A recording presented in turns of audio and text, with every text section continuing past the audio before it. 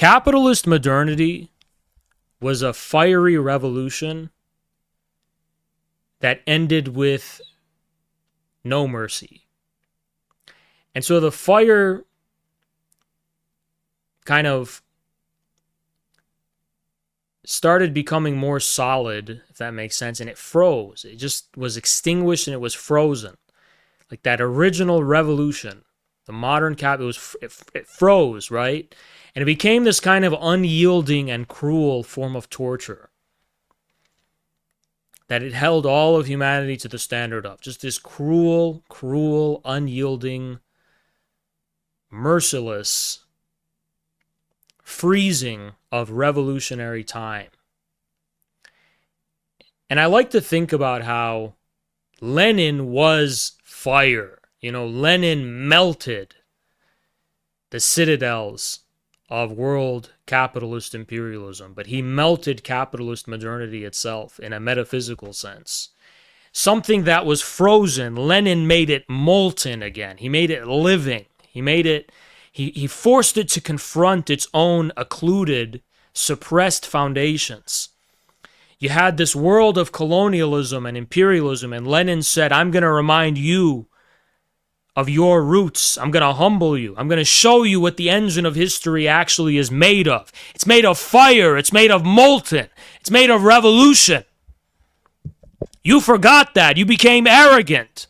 You became conceited. You froze it. You froze it in time and unyieldingly. You tortured humanity over its inability to live up to that ideal of pure negation, pure nothingness, pure form. And I thought the real moment of Leninism was not Lenin's lifetime. It was Stalin. Because Stalin represented revolutionary mercy. The fire of Leninism, toppled an empire. The revolution didn't spread. And Stalin, on the basis of that frenzied revolutionary flame, Red Dog, what's up? Decided not to freeze it, but to, in a sense, cool down and just accept this fact. In a very eloquent and harmonious fashion, fire was allowed to become, something solid. Not frozen, mind you, but just solid. And that was allowed to be recognized. But the moment of mercy was when the positive content of that destruction that Lenin brought, because everyone says, oh, Lenin is this destructive demon and all this kind of stuff, but that's not true. Lenin is the one who just melted something that was very destructive and demonic, which is capitalist modernity, and Lenin melts this. He melts it. He turns it into molten. Turns it into a smoldering lake of fire. And he reminds the arrogant ruling class of how precarious its foundations truly are. Lenin is evoking the memory of Genghis Khan. This is the stuff out of which the modern world is made. This is the lost modernity you forgot about. This is how it's built and this is how it's born.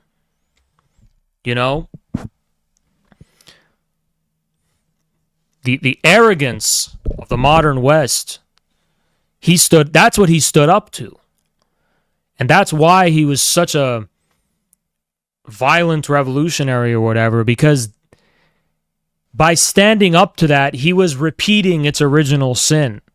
But the difference was with Stalin, the repetition of the original sin of capitalist modernity happens, but then the decisive moment is mercy,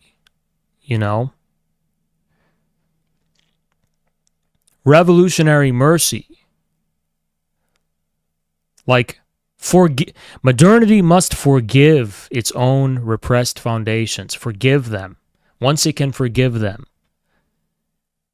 then it can free itself from this unyielding conceit, this torture.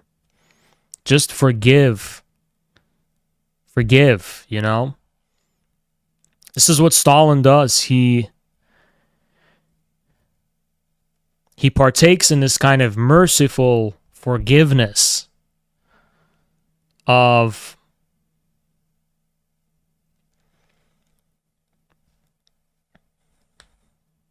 the Russian country, you know? Like, this is the foundation of the revolution. Instead of constantly and cruelly attacking the foundation for not living up in form, being identical with the flame, he recognizes the harmonious interconnection between the two, and he forgives the foundation. That's what forgiveness means. I thought about this in relation to my exchange with Colin. Every time I was dismantling Colin through the written form, what it felt like is that he's racking up debts, you know, like he literally, I'm just here defending my honor, and like just on that basis, I am unyieldingly exacting debts from him. Like he's becoming indebted to me in this fundamental way.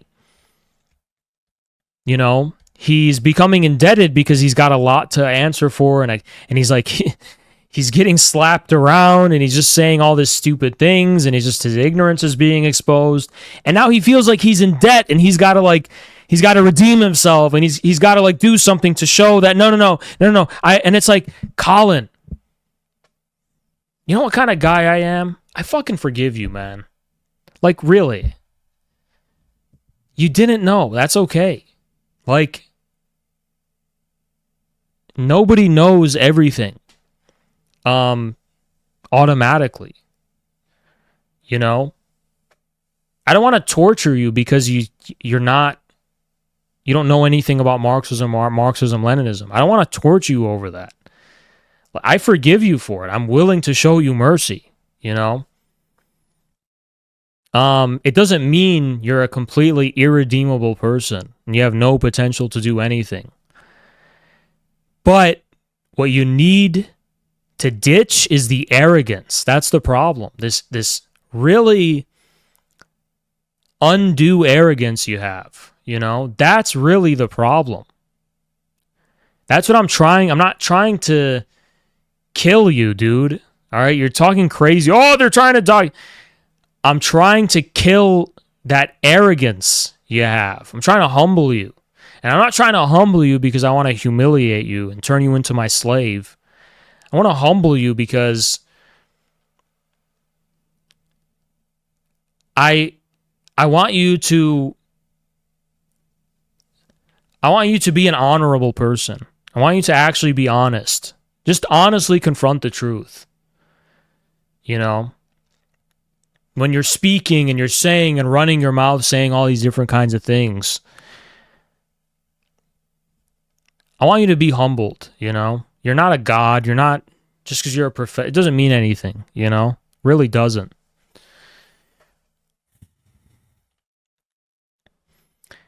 And, you know, mercy is so important. You know, it's so important, man. We all get into debt in some kind of way sometimes. And it's like, so if we get into debt, should we be tortured or should we be forgiven? And it's always about forgiveness, you know, because we're in debt. We're in debt to the air we breathe, man. We're in debt to the water we drink. We're in debt, you know, to the alignment of the stars that makes this planet possible. You know, we're in debt to the sun. We're in debt to the moon. We're fucking in debt to everything that stands before us. And it shows us mercy by virtue of our existence.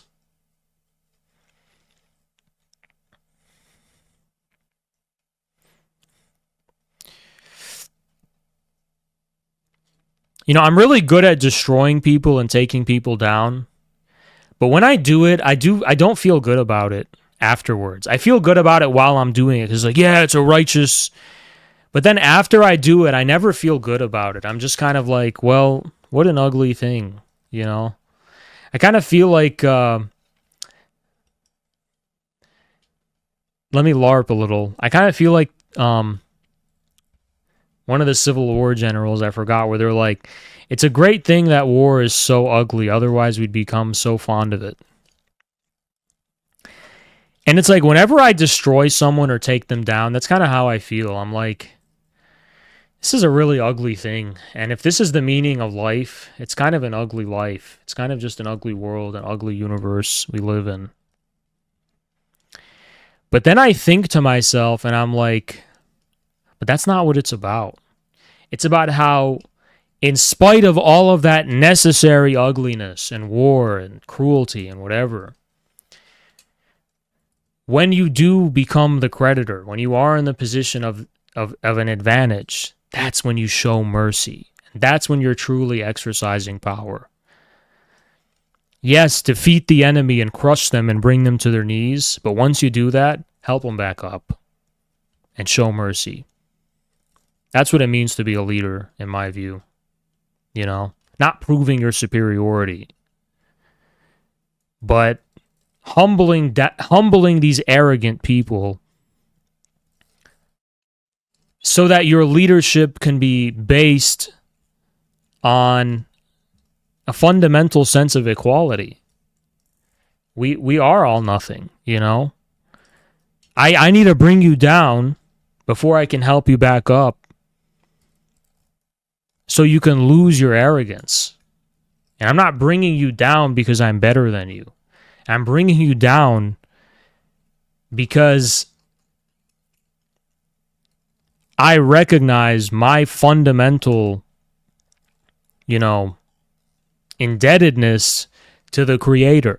That's how I can bring you. The reason I can bring you down is because I've let go of ego and personal conceit and all this kind of stuff. And it's just like, I'm an instrument of a greater mercy and a greater cruelty. And that's how I bring you down.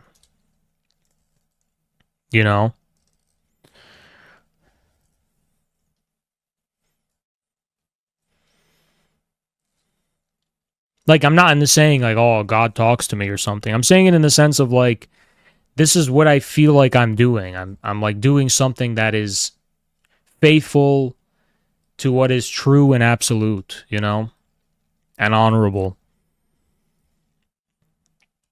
But ultimately, true leadership is shown in mercy. It's not shown in cruelty. Although that cruelty might be necessary to humble the arrogant and the wicked. That is not the decisive point of leadership. The decisive point of leadership... the decisive point of leadership is not when the Bolsheviks are massacring all the counter-revolutionaries. That's a decisive step in the necessary consolidation of power. But leadership happens in 1936 when Stalin forgives the counter-revolutionaries and says, you know what, you can vote now.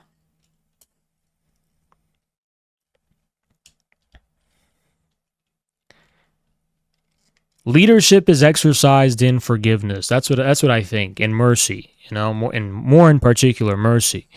Because when you show people mercy, the metaphysical significance of that is what you're doing is you're emulating something.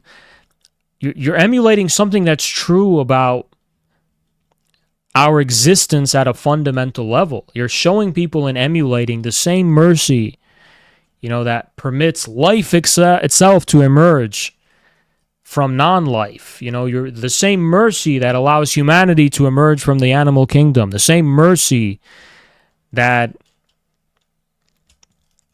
by the beneficence of which we exist, that same mercy is being emulated and expressed through leadership. Because state power is also a terrible force of nature. State power is also a terrible and wrathful thing. The power of the collective humanity, it's a mighty, mighty force. A blind, wrathful, and mighty force. That's the power of the state. Or of a dynasty, if you don't want to use the word state. That's the power of a state. It's a wrathful, mighty, mighty, cruel, and blind monster. It's indifferent to individual life. It's indifferent to the value of an individual. Fundamentally indifferent. It is blind justice, blind might of the combined existence, of millions and millions of people, and all of their collective power, and all of their interrelations, and all of their, and all of their social relations, and all of their production, and all, the whole power of society concentrated into a single force. But that force can be merciful with a merciful leader. A merciful and that's what Stalin was, a merciful and forgiving leader. That's what Mao was. And that mercy is the truth. That is how mankind comprehends the metaphysical, if you will, truth of all universal existence. That is how we walk in the path of, to be blasphemous, but the Orthodox people will be fine with this. That's how you walk in the footsteps of the divine. That's how you have an upright state.